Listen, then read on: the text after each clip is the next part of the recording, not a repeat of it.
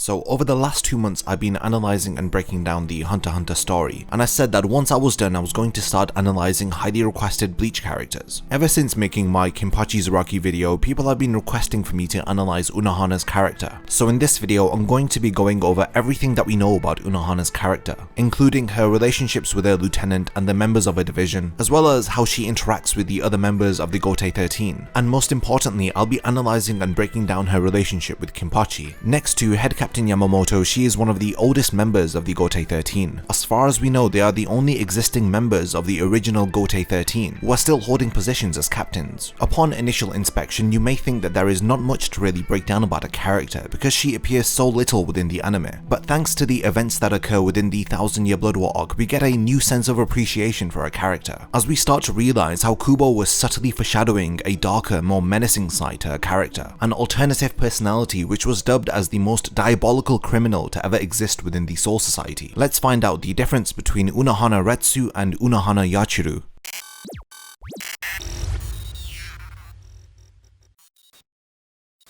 Unohana makes her debut appearance in chapter 81 and in episode 24 of the anime. Her deceptive youthful appearance would lead you to believe that she is one of the younger captains within the Gotei 13, but in actual fact she is one of the oldest and original members of the Gotei 13. Due to her long tenure as a captain, even other well-respected captains like Shunsui and Ukitake referred to her as senpai. Upon seeing her character, the first things that you will notice are her blue eyes and her long black hair, which is braided to the front. In chapter 523 we learn that her braided hair has been covering a scar that she received during her first battle with Kenpachi. This scar that was on her collarbone was a reminder for her of the joys of battle that she had experienced when she had fought a younger version of Kenpachi. For the longest while she had become bored of holding a zanpakuto because she had longed for that joy of battle. She was bored with fighting the same old opponents and repeatedly winning in the same way. This is the curse of being the strongest, and this is where we learn that Unohana was in actual fact the first captain of the 11th division. She was the first Shinigami to have been given the title of Kenpachi, the strongest Shinigami. But these are aspects of a character that occurred in a distant past, as the Unohana that we see at the start of the Soul Society arc is a completely different character.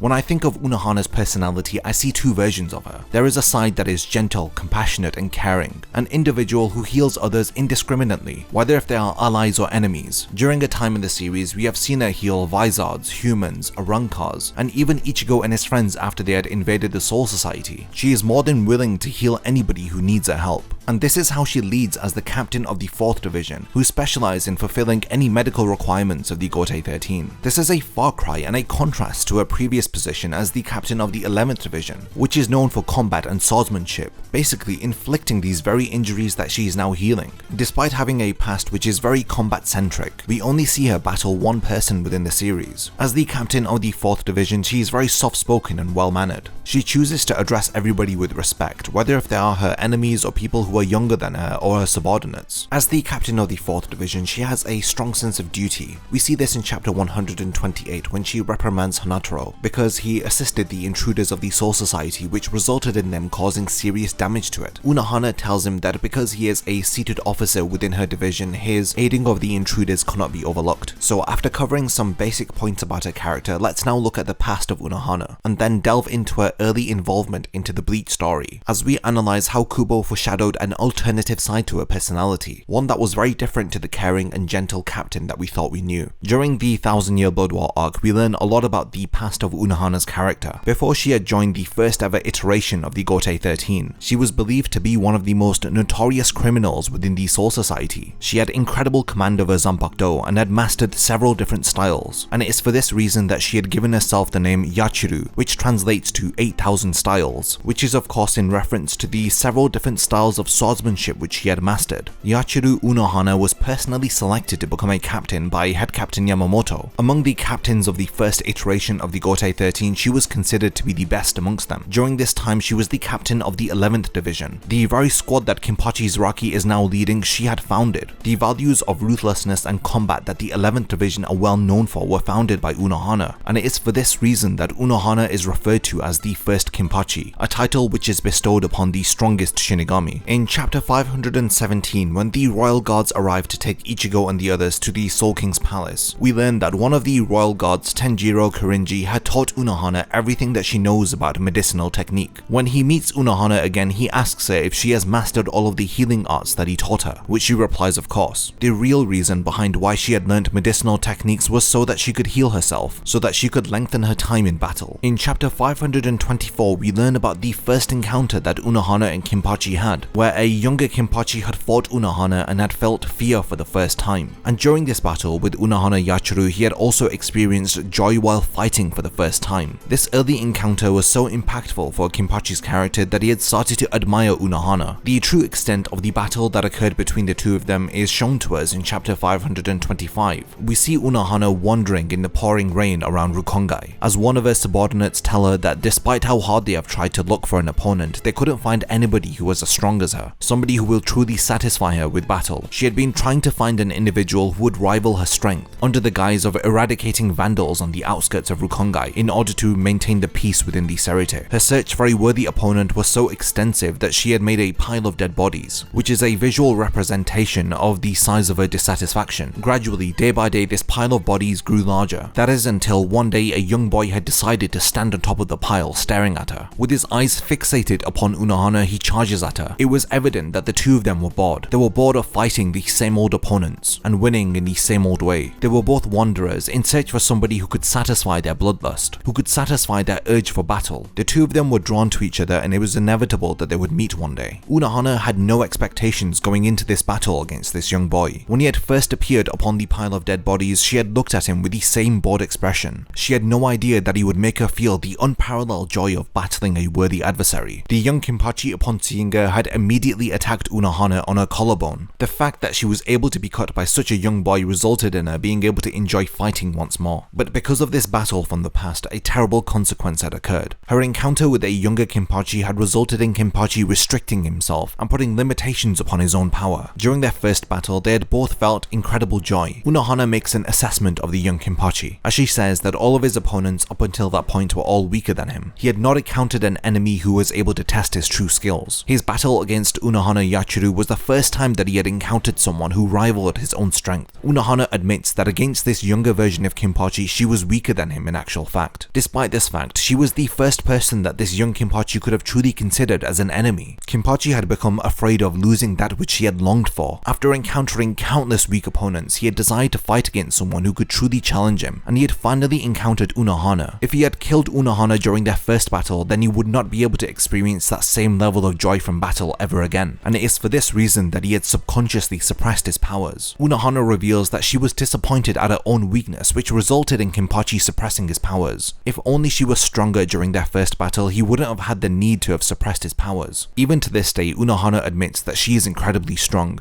but she is not as strong as Kenpachi Zaraki. She feels responsible for weakening Kenpachi, and she claims that this is her sin. Ultimately, Unohana was declared the victor of their first battle, but she was well aware that her opponent has succumbed to his own fears, his fears of losing Unohana, a worthy adversary, and it is for this reason that she realized that this young boy that she had fought against was more suited to the title of Kenpachi. It is not revealed if she had immediately resigned from her post as the captain of the 11th Division after this battle, but sometime after this fight, she had become the captain of the 4th Division. You can speculate that after her battle with Kenpachi, she no longer felt that she was worthy of the title of Kenpachi, and it's for that reason that she resigned from the 11th Division. She may have lost interest in combat and swordsmanship after experiencing a battle against a worthy adversary. As the captain of the 4th Division, she focuses her efforts now on medicinal technique, as she is now responsible for treating the injured Shinigami within the Gotei 13. It is ironic because the current 11th Division are known to bully and look down upon the 4th Division, considering them to be a weak medical team. Despite this, most of the members of the 11th Division are still afraid of Unohana, because some of them remember her past. We can see from this backstory that Unohana feels a heavy burden for causing Kenpachi to place mental barriers upon himself, which made him suppress his own powers. He had done this so that he would not surpass the person that he admires the most. It was because of Unohana that he was not living up to his full potential, and we see the results of Kenpachi stunting his own growth through the various different battles that he has in the series. Unohana realizes the consequences of her sin. As she recalls, because Kenpachi restrained his own powers, he had barely lost to Ichigo, and this is why he had barely beaten Noitora. To the outsider, it may have appeared that Kenpachi Kenpachi had struggled against them because his opponents were incredibly strong, but Unohana had known the truth. She had known that it was because Kenpachi was limiting his powers to their very limits. Chronologically, the next time that we see Unohana is during the Turn Back the Pendulum arc, where she plays no significant role. The next time that we see a character and get to experience this alternative side to her personality is during the Soul Society arc. What you have to realize is that throughout the entirety of this series, this character who is so experienced in combat and is supposed to have learned 8,000 styles of swordsmanship only battles against one person, and that battle occurs in the 1000-Year Blood War arc. So who is the character of Unohana that we get to see from the Soul Society arc up until the Fullbring arc? This is the person that I'm going to now be covering, the Unohana that we know as the captain of the 4th Division.